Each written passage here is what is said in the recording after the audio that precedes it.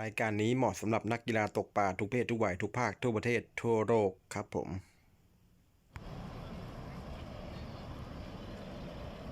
เริ่มทำการแข่งขันนะเริ่มทำการแข่งขันนะ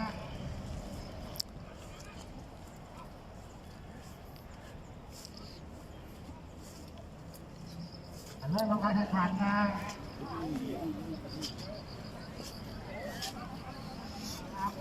มาช่วยเรามาเล่นคนมาก่อนแจ็คนั่งเฉยแจ็คความรวดเร็วนะแจ็คนั่งเฉยแจ็ค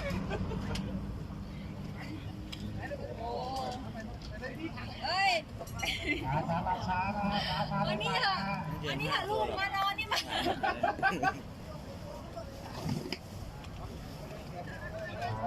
ช้านะ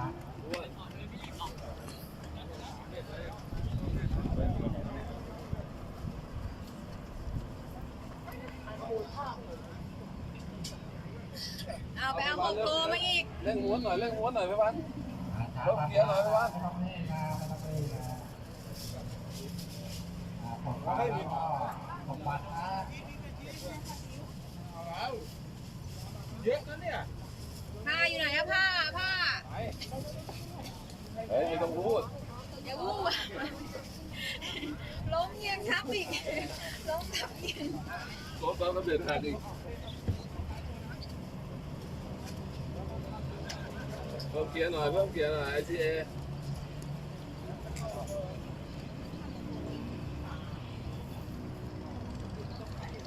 เอา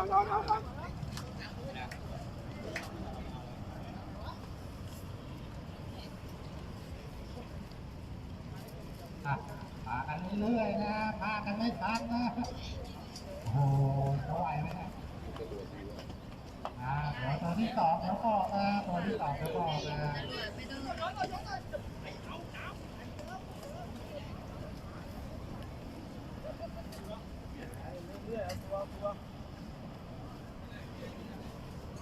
46ตัวที่2นะขึ้นนำมา46นะตัวที่2นะมาถึง30ตัวที่2นะไวมาไวเรื่องนี้125นะตัวที่2นะเลข49ตัวที่2นะหนักเรียกเลยนะหนักเรียกเลยนะเบาช่วยตัวเองไปโอ้โหของการรวมนอกมาปุ๊บเลย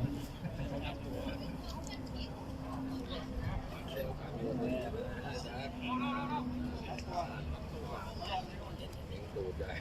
เร็วไม่น่าไปรอ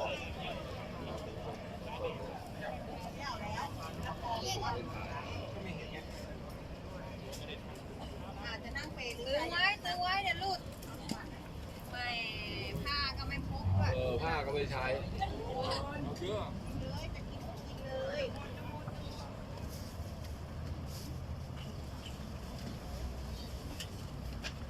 กี่ตัวแล้วไ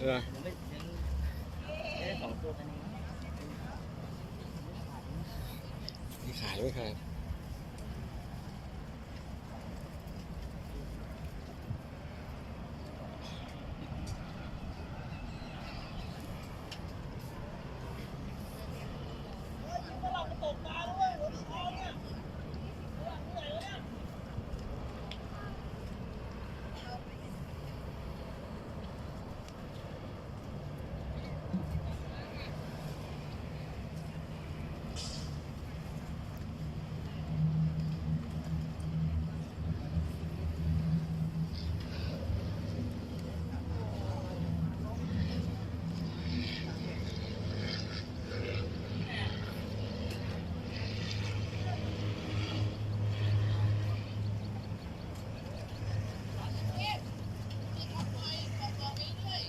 ผ่านไป5 นาทีแล้วนะผ่านไป5 นาทีแล้วนะ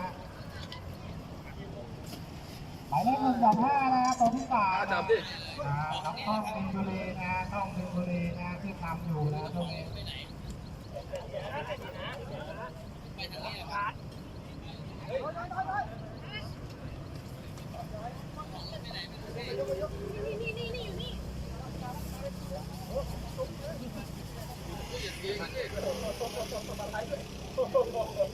ตั้งนานไม่เจอทุกพี่มันเล่นปลารวมกันไปหมดแหละ เราเล่นกันครึ่งชั่วโมงนะเท่านั้นนะเท่านั้นนะฮะ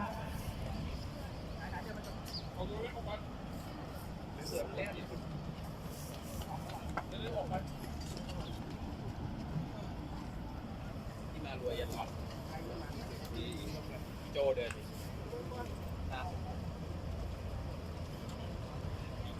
เราได้กันครึ่งชั่วโมงเท่านั้นนะบ่ายโมง10 นาทีนะบ่ายโมง10 นาทีนะหมดเวลานะ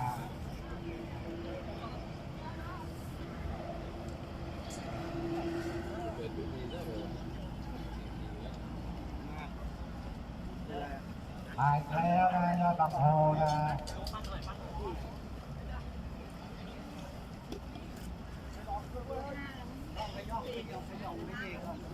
ทุกเยอะแล้วนะมีทุกเยอะแล้วนะไก่เป้งประเทศไทยต้องมาแล้วนะส่งเข้าป่านะ คนไม่ได้ซ้อม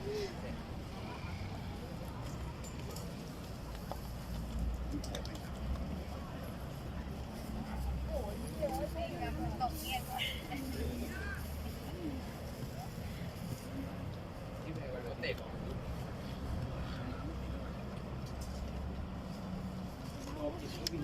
นั่งกี่โดดอีก แ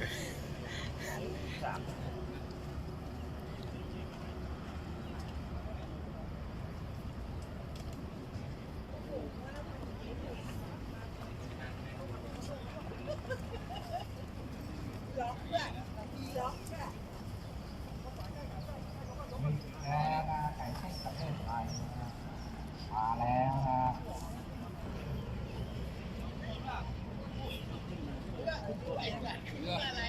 เห็นเลย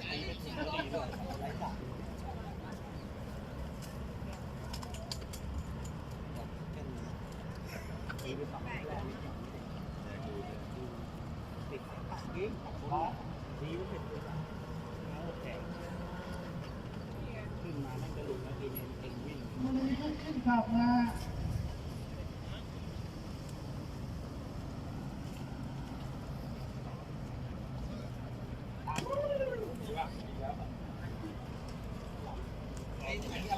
ปลาไม่ได้เบอร์130นะตีตัวปลานะ เอ็มได้ยิงมาแล้วผสมน้ำผึ้งนะแล้วมันต้องรีบออกใหม่แล้วนะ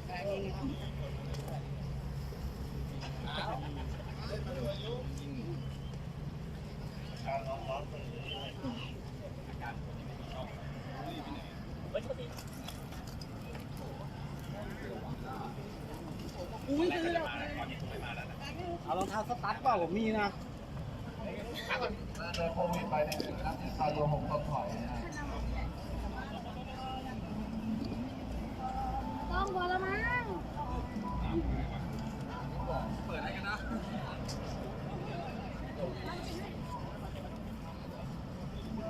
เสือหรอ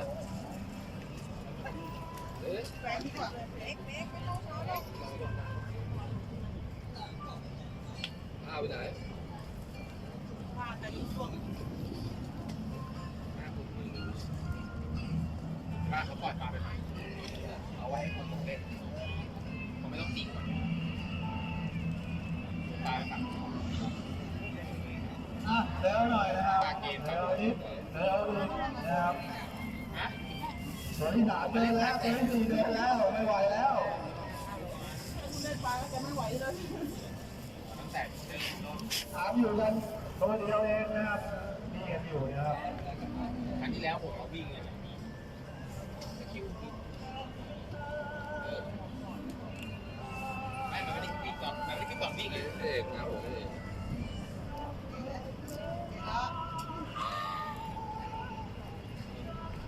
ไม่มาหรอกเอ็มบีเปิดแรก พี่กูไปพัดให้เผื่อพี่ได้นำอยู่นะ เอ็มบีวันลง อันนี้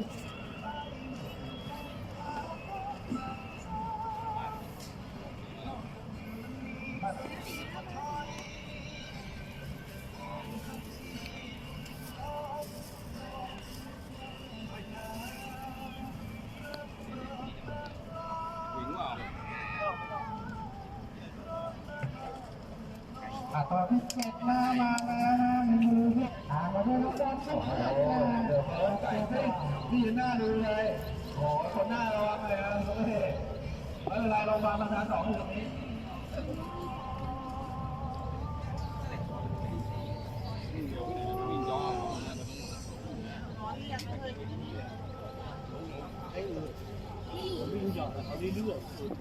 ฮะไอโดมให้เดินบ้านลงบ้าน3 รอบออก แล้ววันนี้เร็ว แม่แบงค์ ไม่ถึง15นาทีนะไม่ถึง15นาที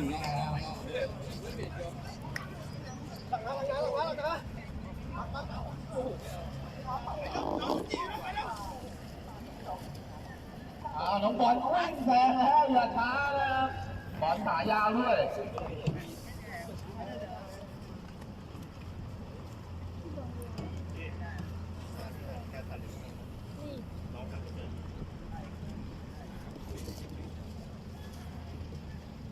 ตาย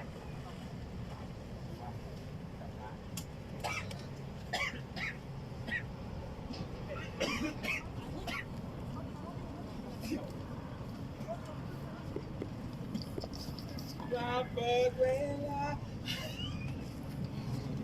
อย่าร้องบอกนี่เราตีเรานะตีเรา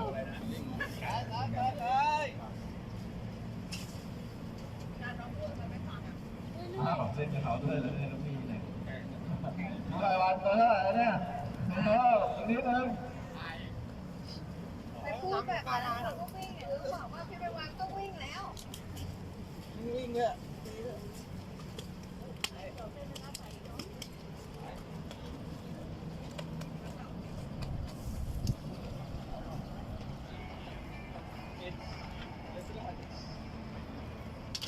เพิ่งมาลงเพิ่งมาเก็บนะ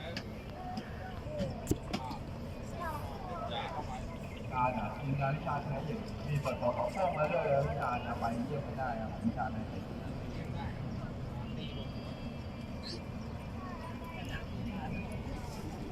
นมาเลยไปทิ้งหรอกน้ำเลยนะเป็นของตู้เทียบนะครับอยู่ในตลาดนี้นะครับเข้าไปได้นะครับมาเลยตัวที่7ตามมาติดๆนะครับของน้องเมย์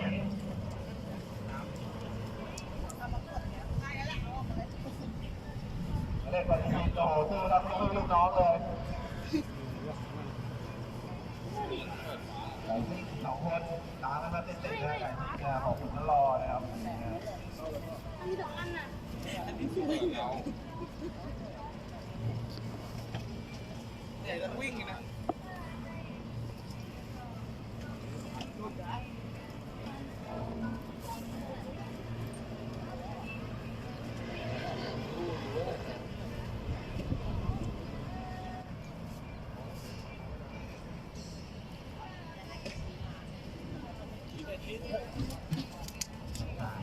ตัวนี้นะรุ่นเดียวกันนะวันนี้วิ่งต่อรวมนะครับ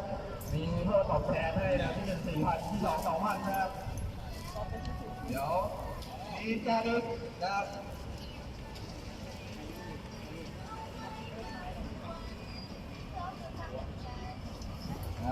น้องตั้มเดี๋ยวพักนะจ๊ะตามแค่ตัวเดียวเท่านั้นนะครับตามมาตามแค่ตัวเดียวเท่านั้นนะครับมีคนเล่นน้อยด้วยไม่เยอะนะครับ10 กว่าพันเท่านั้นเองครับซ้อมไว้เลยนะครับซ้อมไว้เลยนะครับมีนะครับแบบใหญ่นะครับมีมารวมแน่นอนนะเตรียมตัวไว้นะอีก2 อาทิตย์เนี่ยมาซ้อมกันก่อนทำได้ครับถ้ามันทันก็เอาครับเดี๋ยวพี่อย่าเลยเดี๋ยวหัวใจวายเรา2 เส้นแล้วเนี่ยครับ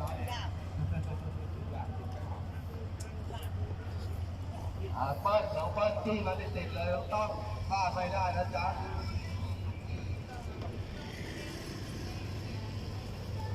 ใกล้ตัวนะผมใกล้ตัวนะ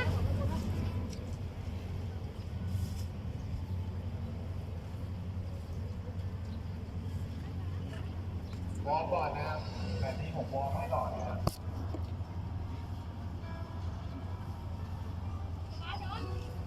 ไปทอดในตัวเมื่อกี้ หลังจากที่ไม่ได้วิ่งกันนานนะหลายเดือนมี5 เดือนแล้วไม่ได้วิ่งการรวมกัน เดินไปทำอะไรจ๊ะ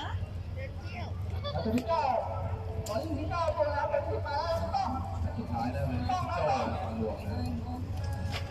ร้านอะไรก็อยู่นะนี่ก็ช่วยกันเอามาไม่ออกจากกองตามกันให้ตัวเดียวนะผู้นำพลาดไม่ได้เลยนะต้องนะผู้นำพลาดไม่ได้เลยนะตัวต่อตัวเลยนะครับพลาดโดนเทียบเลยนะครับเปิ้ลมาแล้วเปิ้ลตามมาแล้วนะครับเปิ้ลทีมงานพิชานไฮเทคนะครับ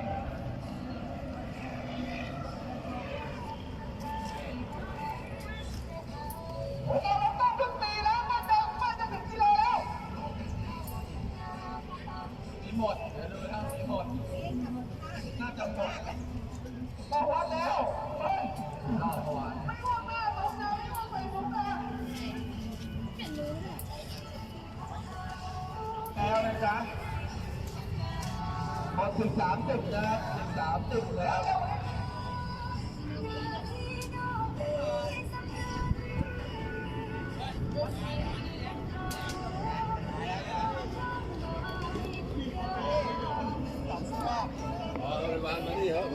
โอ้โหอันนี้หัวเหล็กนี่ติดเลยนะครับนะฮะผมต้องลงไปแล้วมาไงไม่ต้องเรียบร้อยต้องเรียบร้อย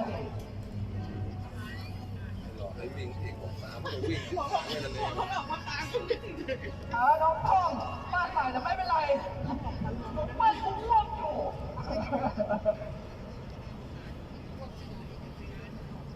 เปิ้ลตีไปแล้วไปวันมาแล้วเขาวิ่งอยู่คุณยอมคนเนี้ยเป็นจริงนะวางแถวเยอะมากเลยพี่นกมาแล้วครับพี่นกไก่ซิ่ง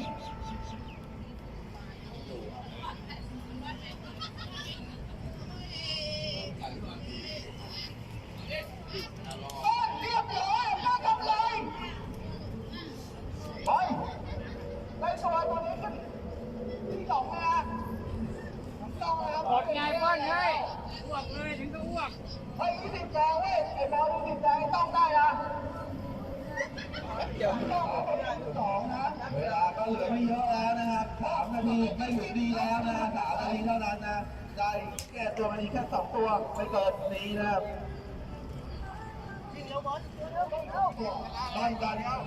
ต้องกันไม่ตัวต้องกันไม่ตัวเฮ้ยลูกหลานไม่แพ้เลย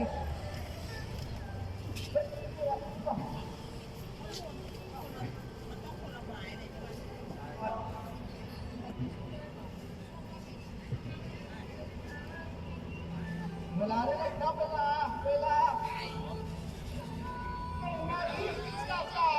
บอกเลยครับตัวเดียวไปกันไหนเว้ยไก่ซิ่งนะครับไก่ซิ่งต้องวัดยังต้องวัดแล้วตามไปไหนอ่ะนาทีกว่าต้องหายไม่อยู่ดึงได้ดีใจตามันจะไม่ใช่อะไรตามันจะตัวที่12นะครับไก่ซิ่งต่อครับตัวนี้นะครับพี่รู้นี่แม่มากต้องไม่เอาคนละตัวเลยเที่ยวรอบหน้าไปไหมเนี่ยมันไม่รู้แหละไม่ถึง1 นาทีแล้วนะจ๊ะน้ำต้นน้ำกี่ตัวบ้าง3นะครับเวลา3ไม่ถึง1 นาทีแล้วเวลาน้อยบัตรเวลาน้อยนะครับไม่ถึง1 นาทีแล้วทีเดียวได้2 ตัว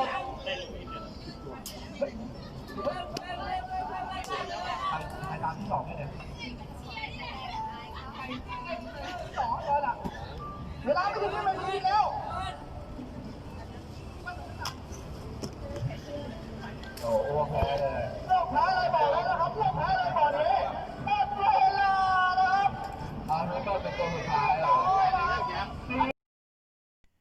สุดท้ายนี้อย่าลืมกดไลค์กดแชร์กดติดตาม